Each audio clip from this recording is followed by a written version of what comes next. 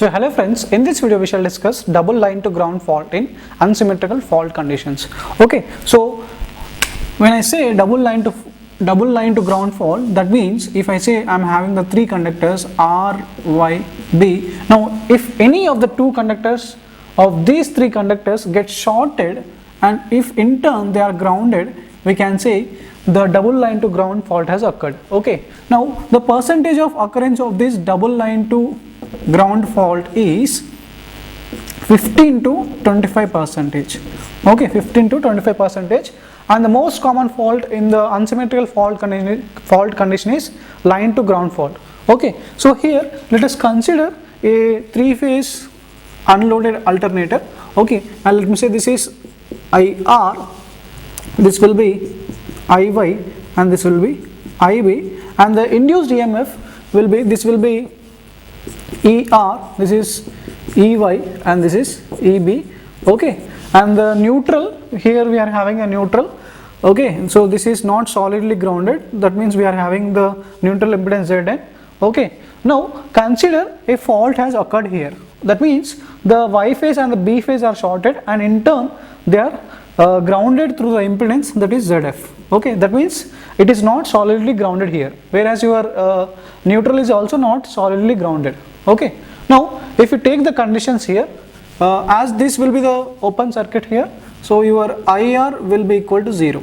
Now when I say IR, this IR is nothing but the sum of sequence components of the current, that is IR naught plus IR1 plus IR2 is equal to 0.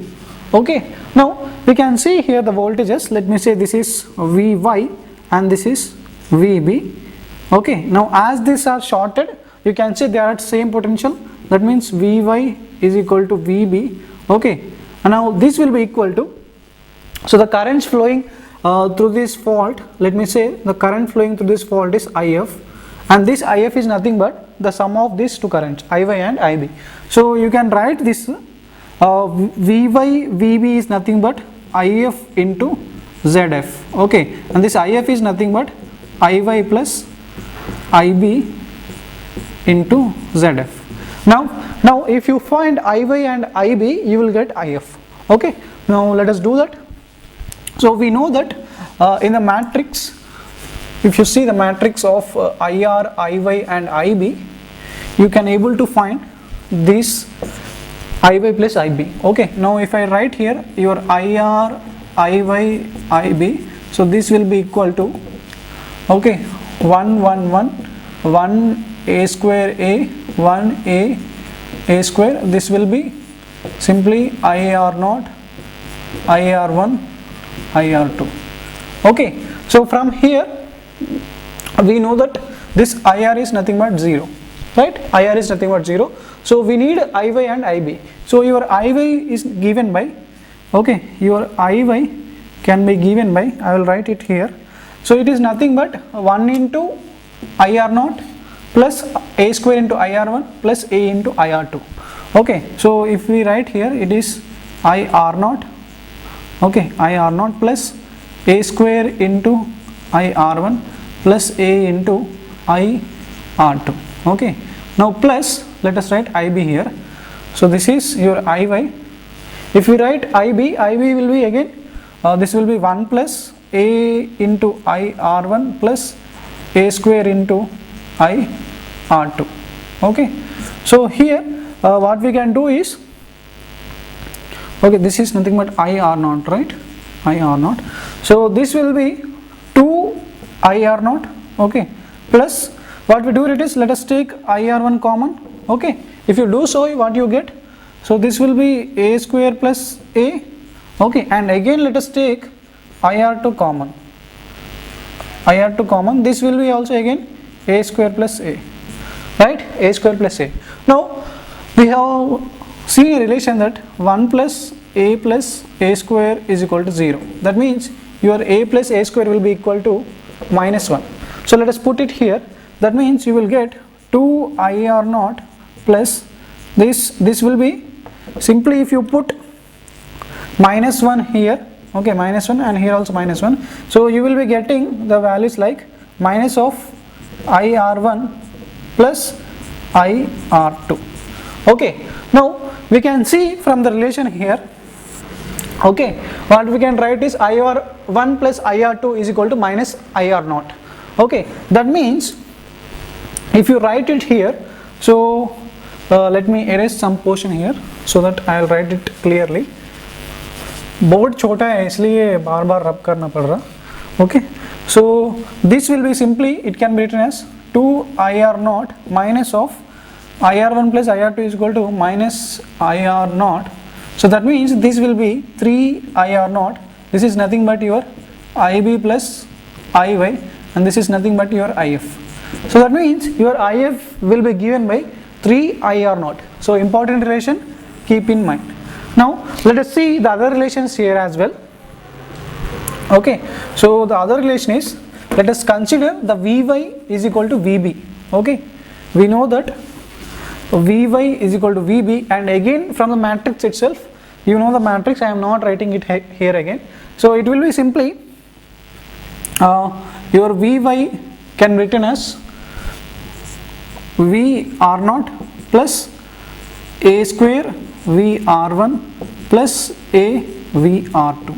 So this will be equal to, this is Vy, and Vy can be written as again VR0 plus A into VR1 plus, okay, A square into VR2, right, A square into VR2. Now what we can do here, it is your VR0 get cancelled, right. Now we are left with again, let me take this VR1 here to left. Okay, that means this will be A square into VR1 minus A into VR1. Okay, this will be equal to, again what we can do is A square minus, if I take this VR to the right side, so this will be A square minus A into VR2. Okay, so here you can take VR1 common, so that means you will be writing A square minus A into VR1 is equal to A square minus A into VR2. So A square minus A gets cancelled, and you are left with the equation VR1 is equal to VR2. Okay, VR1 is equal to VR2, and we can see here the neutral current, it is IN. Okay, your IN will be nothing but 3 IR0, that is the fault current flowing through this. Okay, so we are having the 3 equations. This is one equation you have to keep in mind, this is the other equation, okay, and this is the other equation. Now after deriving such equations, let us draw the equivalent circuit here. Okay, equivalent circuit. So now if we draw the equivalent circuit, let us take positive sequence, negative sequence and zero sequence. Okay, so in positive sequence we are having Z1 here, okay, and this will be the EMF ER1, okay, and this the current flowing here will be IR1, this is Z1. Okay, and for the negative sequence, if I take, so this is your Z2, and we are not having the EMF induced in the negative sequence. Okay, so it will come like this will be your IR2. Okay, now let us consider the zero sequence. Again we are having, this is Z0 and no induced EMF here, but in the zero sequence we know that the current IN will be equal to 3 times of IR0. Okay, 3 times of IR0, but by considering the current as simply IR0, your neutral impedance Zn will become your neutral impedance, it will become as 3Zn. Okay, it will rise to 3 times. We have seen in our last videos as well, and this will be this can be joined with your 3ZF, because here the fault current IF is nothing but 3 IR0. Okay, so that means the current here we have assumed as IR0. That means the 3 must be given to the ZF. Okay, when you write the voltage, that is, if you write the voltage here IF into ZF, right, so you are writing it as 3 IR0 into ZF. So in order to make your current as IR0, what we do it is we multiply this 3 with ZF, so 3 times of ZF, and we have seen in the equation VR1 is equal to VR2, that means they are at same potential. Okay, same potential, right. So we have got the circuits, and let us join all this. Okay, this is your equivalent circuit. Now here we need to find IR naught, okay, so that we can get the fault current IF. Okay, now in order to find the IR naught, we must know the value of IR1. Once you know the IR1, you can divide this current among these two parallel circuits. Okay, so what we do it is, let us find first IR1. Okay, your IR1 will be equal to ER1, okay, ER1 upon Z1 plus these two circuits are parallel to each other, right? So what we do it is, you can write your Z2 in parallel with this is Z0 plus 3Zn plus 3Zf. Okay, so from here you will get IR1. Now once you get IR1, okay, once you get IR1, what we do is, let me rub this, your IR0, okay, your IR0, which is nothing but, so IR1 is going in this direction, okay, and it will be dividing among these parallel branches, right? So in order to find this IR0, which is coming in the opposite direction, that means I will put here minus simply, okay, because IR1 is opposite to IR0 here, okay. So this IR0 can be given as minus IR1 into the opposite branch impedance is Z2 upon, okay, total impedances, that is Z2 plus Z0 plus 3Zn plus 3Zf. So these are all in per unit only. This is also per unit. Okay, so you got IR0, so thereby you will get IF as well. Now the short circuit MVA, simply you can use the value of value in terms of per unit. So it will be nothing but ER1 in per unit, okay, into IR1 in per unit conjugate. Okay, this will be your short circuit MVA. Now you know the value of IR1, but this is in per unit, okay, you can convert into the actual value, okay, simply your you know the IR1 actual or in amperes will be given by IR1 per unit into MVA upon root 3 KVL, okay, this will be in kiloamperes, okay, units will be.